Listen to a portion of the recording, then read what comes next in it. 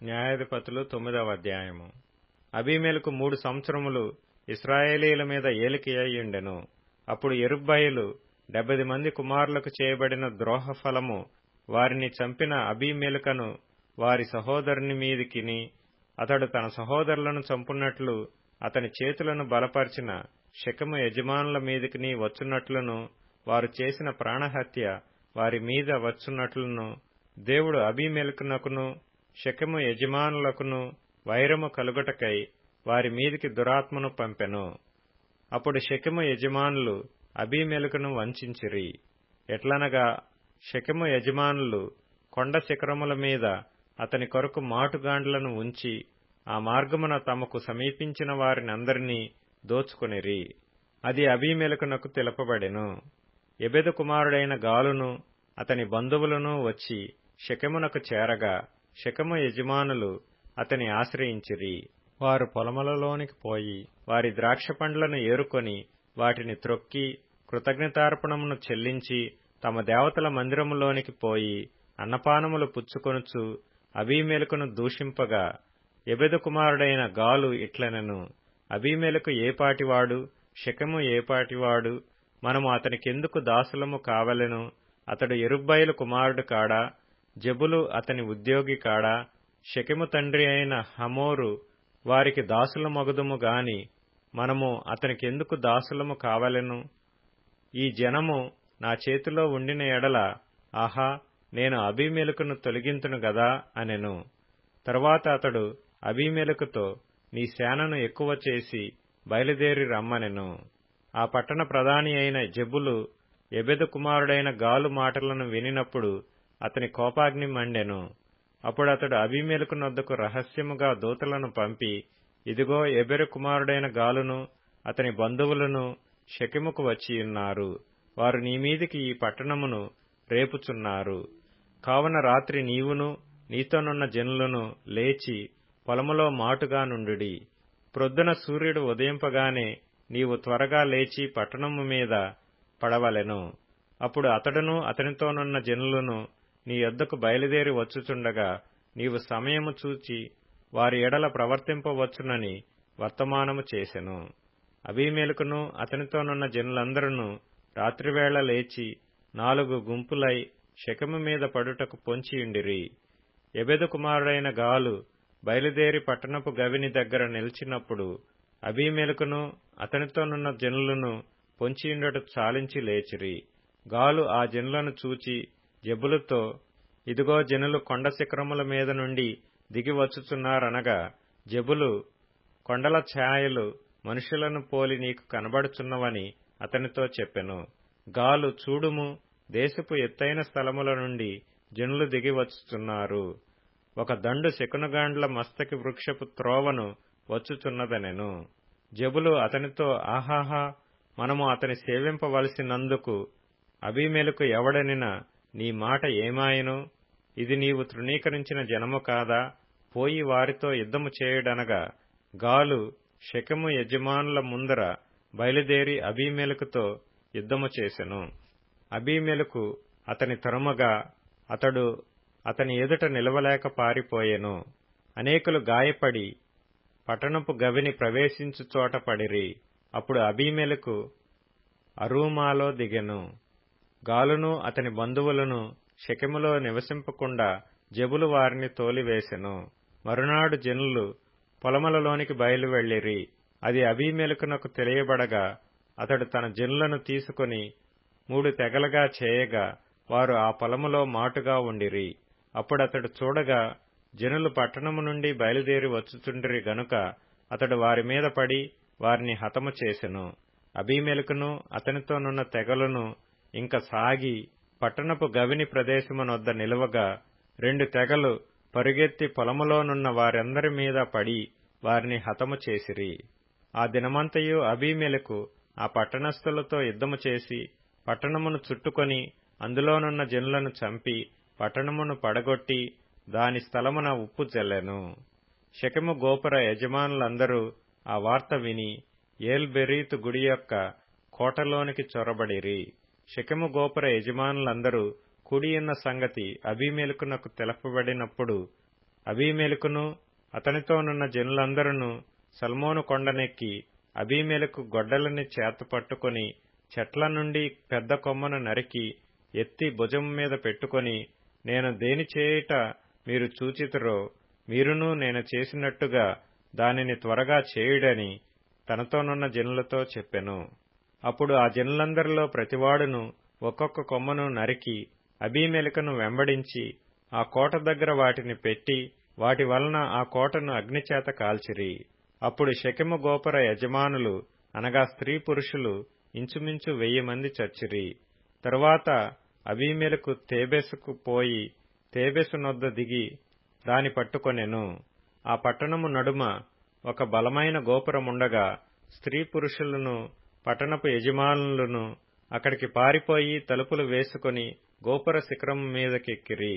అబీమెలెకు ఆ గోపురమునొద్దకు వచ్చి దానిమీద పడి యుద్ధము చేసి అగ్నిచేత దాని కాల్చుటకు గోపుర ద్వారమునొద్దకు రాగా, ఒక స్త్రీ అబీమెలెకు తలమీద తిరుగటి మీది రాతిని పడవేసినందున అతని కపాలము పగిలెను.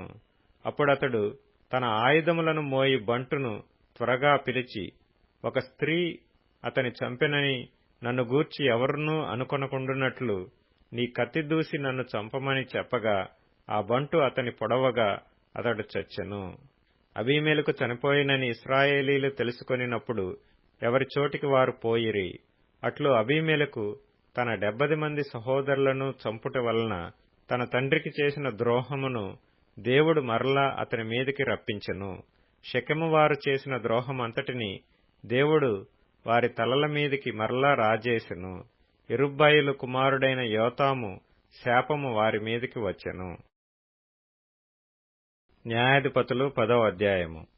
అబీమెలెకునకు తరువాత ఇస్సాకారు గోత్రికుడైన దోదో మనుమడును పువ్వా కుమారుడునైన తోలా న్యాయాధిపతిగా నియమింపబడెను. అతడు ఎఫ్రాయిమీల మన్యమందలి షామీరులో నివసించినవాడు. అతడు 23 సంవత్సరములు ఇశ్రాయేలీలకు న్యాయాధిపతియుండి చనిపోయి షామీరులో పాతిపెట్టబడెను.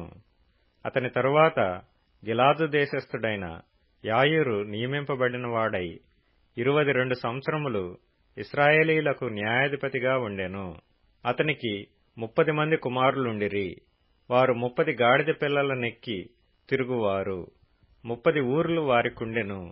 నేటి వరకు వారికి యాయీరు గ్రామములని పేరు. అవి గిలాదు దేశములోనున్నవి. యాయీరు చనిపోయి కామోనులో పాతిపెట్టబడెను. ఇశ్రాయేలీలు యెహోవా సన్నిధిని మరలా దుష్ప్రవర్తనులైరి. వారు యెహోవాను విసర్జించి ఆయన సేవ మానివేసి బయలులు, అష్తారోతులు అను సిరియన్ల దేవతలను, సీదోనీయుల దేవతలను, మోయాబీయుల దేవతలను, అమ్మోనీయుల దేవతలను, ఫిలిష్తీయుల దేవతలను పూజించుచూ వచ్చిరి. యెహోవా కోపాగ్ని ఇశ్రాయేలీల మీద మండగా ఆయన ఫిలిష్తీయుల చేతికిని అమ్మోనీయుల చేతికిని వారిని అప్పగించెను గనుక వారు ఆ సంవత్సరము మొదలుకొని ఇశ్రాయేలీలను అనగా యొర్దాను అవతలనున్న గిలాదునందలి అమోరీయుల దేశములో కాపురమున్న ఇశ్రాయేలీలను 18 సంవత్సరములు చితకగొట్టి అణచివేసిరి. మరియు అమ్మోనీయులు యూదా దేశస్థులతోనూ బెన్యామీనీయులతోనూ ఎఫ్రాయిమీయులతోనూ యుద్ధము చేయుటకు యొర్దానును దాటిరి గనుక ఇశ్రాయేలీలకు మిక్కిలి శ్రమ కలిగెను. అప్పుడు ఇశ్రాయేలీలు, మేము నీ సన్నిధిని పాపము చేసియున్నాము, మా దేవుని విడిచి బయలులను పూజించియున్నామని యెహోవాకు మొరపెట్టగా, యెహోవా ఐగుప్తీయుల వశములో నుండియు, అమోరీయుల వశములో నుండియు, అమ్మోనీయుల వశములో నుండియు, ఫిలిష్తీయుల వశములో నుండియు మాత్రముగాక సీదోనీయులను, అమాలేకీయులను, మాయోనీయులను మిమ్మును బాధపరిచినప్పుడు వారి వశములో నుండియు నేను మిమ్మును రక్షించితిని గదా. అయితే మీరు నన్ను విసర్జించి అన్యదేవతలను పూజించితిరి గనుక నేను ఇకను మిమ్మును రక్షింపను. పోయి మీరు కోరుకొనిన దేవతలకు మొరపెట్టుకొనుడి. మీ శ్రమకాలమున అవి మిమ్మును రక్షించునేమో అని ఇశ్రాయేలీలతో సెలవిచ్చెను. అప్పుడు ఇశ్రాయేలీలు, మేము పాపం చేసియున్నాము, నీ దృష్టికి ఏది అనుకూలమో దాని చొప్పున మాకు చేయుము, దయచేసి నేడు మమ్మను రక్షింపుమని చెప్పి యెహోవాను సేవింపవలెనని తమ మధ్య నుండి అన్యదేవతలను తొలగింపగా ఆయన ఆత్మ ఇశ్రాయేలీలకు కలిగిన దురవస్థను చూచి సహింపలేకపోయెను. అప్పుడు అమ్మోనీయులు కూడుకొని గిలాదులో దిగియుండిరి, ఇశ్రాయేలీయులను కూడుకొని మిస్పాలో దిగియుండిరి. కాబట్టి జనులు, అనగా గిలాదు పెద్దలు, అమ్మోనీయులతో యుద్ధము చేయ బూనుకొని వాడెవడో వాడు గిలాదు నివాసులకందరికీ ప్రధానుడగునని ఒకనితోనొకడు చెప్పుకొనిరి. కీర్తనల గ్రంథం 56వ కీర్తన. నా సంచారములను నీవు లెక్కించియున్నావు, నా కన్నీళ్లు నీ బుడ్డిలో నుంచబడియున్నవి. అవి నీ కవెలలో కనబడును గదా. నేను మొర్రపెట్టు దినమున నా శత్రువులు వెనుకకు తిరుగుదురు. దేవుడు నా పక్షమున నున్నాడని నాకు తెలియును. దేవుని బట్టి నేను ఆయన వాక్యమును కీర్తించెదను. యెహోవాను బట్టి ఆయన వాక్యమును కీర్తించెదను. నేను దేవుని యందు నమ్మికయుంచియున్నాను, నేను భయపడను. నరులు నన్నేమి చేయగలరు? దేవా, నీవు మరణములో నుండి నా ప్రాణమును తప్పించియున్నావు.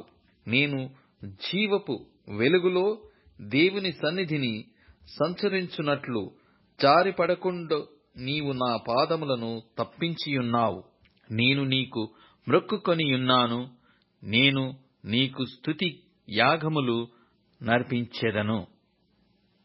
సామెతల గ్రంథం 13వ అధ్యాయం. తన నోరు కాచుకొనువాడు తన్ను కాపాడుకొనును, ఊరకొనక మాటలాడువాడు తనకు నాశనము తెచ్చుకొనును. సోమరి ఆశపడును గాని వాని ప్రాణమునకేమీయు దొరకదు. శ్రద్ధగల వారి ప్రాణము పుష్టిగా నుండును. లూకాసు వార్త 22వ అధ్యాయము. తమలో ఎవడు గొప్పవాడుగా ఎంచబడునో అను వివాదము వారిలో పుట్టగా ఆయన వారితో ఇట్లనెను. అన్యజనములలో రాజులు వారి మీద ప్రభుత్వము చేయుదురు, వారి మీద అధికారము చేయువారు ఉపకారులనబడుదురు. మీరైతే అలాగు ఉండరాదు. మీలో గొప్పవాడు చిన్నవాని వలె, అధిపతి పరిచారకుని వలెను ఉండవలెను. గొప్పవాడెవడు? భోజన పంక్తిని కూర్చుండువాడా, పరిచర్య చేయువాడా? పంక్తిని కూర్చుండువాడే గదా. అయినను నేను మీ మధ్య పరిచర్య చేయువాని వలె ఉన్నాను. నా శోధనలలో నాతో కూడా నిలిచి ఉన్నవారు మీరే గనుక నా తండ్రి నాకు రాజ్యమును నియమించినట్టుగా నా రాజ్యములో నా బల్ల యొద్ద అన్నపానములు పుచ్చుకొని సింహాసనముల మీద కూర్చుండి ఇశ్రాయేలు 12 గోత్రముల వారికి మీరు తీర్పు తీర్చుటకై నేనును మీకు రాజ్యమును నియమించుచున్నాను. సీమోను, సీమోను, ఇదిగో సాతాను మిమ్మును పట్టి గోధుమల వలె జల్లించుటకు మిమ్మును కోరుకొనెను గాని నీ నమ్మిక తప్పిపోకుండునట్లు నేను నీ కొరకు వేడుకొంటిని. నీ మనసు తిరిగిన తరువాత నీ సహోదరులను సిద్ధపరచుమని చెప్పాను. అయితే అతడు, ప్రభువా, నీతో కూడా చెరలోనికి మరణమునకును వెళ్ళుటకు సిద్ధముగా ఉన్నానని ఆయనతో అనగా, ఆయన పేతురు, నీవు నన్నెరగనని ముమ్మారు చెప్పుదు వరకు నేడు కోడి కూయదని నీతో చెప్పుచున్నానెను. మరియు ఆయన సంచియు జాలెయు చెప్పులను లేకుండా నేను మిమ్మును పంపినప్పుడు మీకు ఏమైనను తక్కువాయనా అని వారినడిగినప్పుడు వారు ఏమీయు తక్కువ కాలేదనిరి. అందుకాయన, ఇప్పుడైతే సంచి గలవాడు సంచియు జాలెయు తీసుకొని పోవలెను. కత్తి లేనివాడు తన బట్టనమ్మి కత్తి కొనుక్కొనవలెను.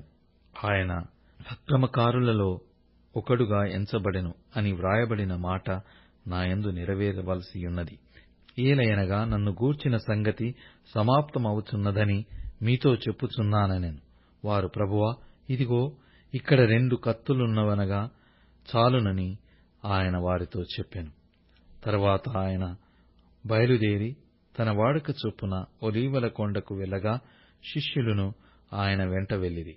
ఆ చోటు చేరి ఆయన వారితో, మీరు శోధనలో ప్రవేశించకుండునట్లు ప్రార్థన చేయుడని చెప్పి వారి యొద్ద నుండి రాతివేత దూరము వెళ్లి మోకాళ్ళుని, తండ్రి, ఈ గిన్నె నా ఎదుట నుండి తొలగించుటకు నీ చిత్తమైతే తొలగించుము, అయినను నా ఇష్టము కాదు నీ చిత్తమే సిద్ధించునుగాక అని ప్రార్థించెను. అప్పుడు పరలోకము నుండి ఒక దూత ఆయనకు కనబడి ఆయనను బలపరిచెను. ఆయన వేదన పడి మరింత ఆతురముగా ప్రార్థన చేయగా ఆయన చెమట నేలపడుచున్న గొప్ప రక్త బిందువుల వలె ఆయను. ఆయన ప్రార్థన చాలించి లేచి తన శిష్యుల యొద్దకు వచ్చి వారు దుఃఖము చేత నిద్రించుట చూచి, మీరెందుకు నిద్రించుచున్నారు? శోధనలో ప్రవేశించకుండునట్లు లేచి ప్రార్థన చేయుడని వారితో చెప్పెను.